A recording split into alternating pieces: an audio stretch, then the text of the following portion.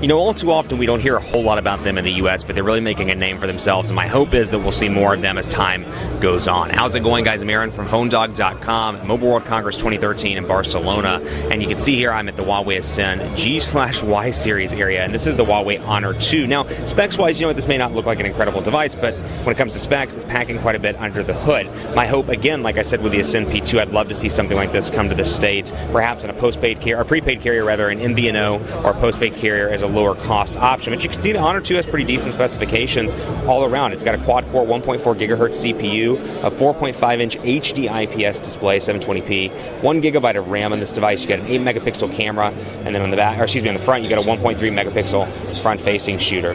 2,100 milliamp hour battery as well with Android 4.0, so it runs relatively quickly thanks to the quad-core CPU. It's got 1 gigabyte of RAM. That maybe, if I had to pick one thing I didn't like about it, much like the Ascend P2, I get the cost-cutting need on this one to do 1 gigabyte of RAM, but still, I'd like to see something with 2 gigabytes of RAM. But overall, pretty fast all around, little to no lag, and you can see little to no customization as well. You got some basic customization up here with the user interface of Android 4.0. Got some shortcuts up here, and then you can see some of Huawei's applications and some of the overall look and feel slightly tweaked. But for the most part, it's a stock build of Android 4.0, a relatively stock build of Android 4.0. Let's talk about the hardware. 4.5-inch display, like I said. You got a menu button, a home button, and a back button down here at the bottom.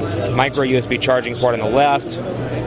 Power button, volume rocker over on the right, 3.5 millimeter headphone jack up top, and then of course your camera on the back, 8-megapixel camera, like I said, with your speakers at the bottom. So all in all, pretty decent device all around. Would love to see this come again to the States as an alternative to some of the industry heavyweights in the good old US of A. Keep it locked on PhoneDog.com for more coverage from Mobile World Congress 2013. Hit me up on Twitter, PhoneDog_Aaron, Facebook, Facebook.com/PhoneDogAB. You'd think it was a suits convention, but it's actually a cell phone convention, cell phone trade show. So keep it locked on the site for continuing coverage, and as always, we'll see you next time.